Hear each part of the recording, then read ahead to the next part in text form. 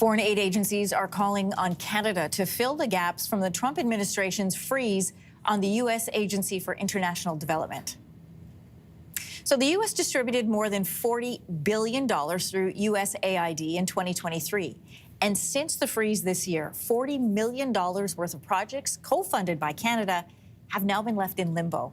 And while the freeze on USAID is sparking concerns of humanitarian crises, some experts are saying this is an opportunity for countries like ours to step up and fill the void.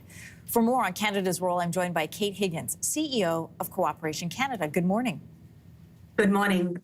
Kate, can you share with us some examples of how this freeze has affected Canadian agencies on the ground and some of the projects that they were in the middle of so far?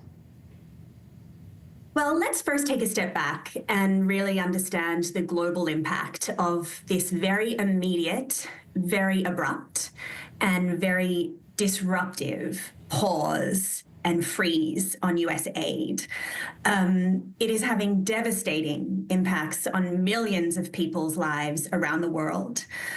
For example, we know that around 20 million people have lost access to absolutely crucial HIV medicine. We know that in Uganda, there was an Ebola outbreak and there was not the adequate infectious disease support on the ground. We know in Syria and Myanmar, people who are displaced due to war do not have essential humanitarian relief. And we know that there are warehouses around the world where emergency food aid and emergency medicines are sitting and spoiling.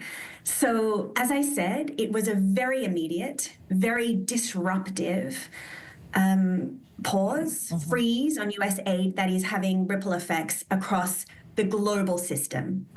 Now, if we think about what that means for Canadian organizations, it means that organizations that received funding from USAID cannot continue that work. We know, for example, a really great program run by the University of Manitoba supporting people living with HIV/AIDS in Kenya has had to come to an end.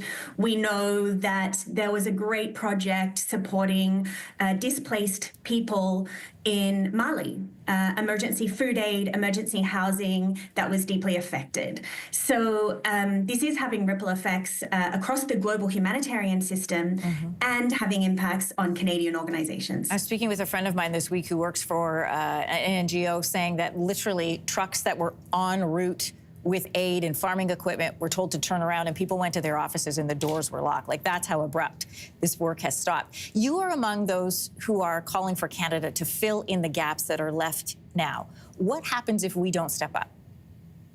Well, if we don't step up, millions of people's lives are literally on the line. Now, let us be clear. The US was such a significant funder of the global aid and humanitarian system, and we should not expect Canada to completely fill that gap. But there are things that we could do. For example, current projects that are on the ground could be revised, could be changed to fit particular gaps. We also should be looking, as Canada, if there are areas where we have particular expertise, particularly strong geographic links, where we could make an injection of support to contribute to filling this devastating gap. So there are absolutely things that we can do. Now, in a very disruptive global context, this is the right thing to do for the humanitarian reasons I've explained, but it's also strategic in this highly disrupted geopolitical context for Canada to be stepping up, for Canada to be engaging in the world. A safer world, a freer world, a more prosperous world is good for the world, but it's also good for Canada. Canada's foreign aid spending, we know, is decreasing. So the numbers from Global Affairs Canada show a drop in our spending from $5.6 billion in 2024 to a projected $4.4 billion for 2026-27. Is Canada in a fiscal position to fill the gap that's been left by the U.S.? As I said, we are not in a position to completely fill the gap left by the US.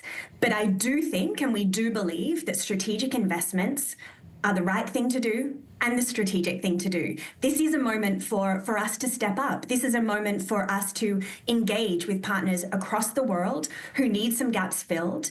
This is an opportunity for us to be building economies, for us to be contributing to stability, for us to be opening markets for Canadian businesses. So there are absolutely things that we can do. This is a strategic moment, as I said, in a very, very disruptive, complex world where international assistance, when strategically deployed, can make a real difference and is in our interest.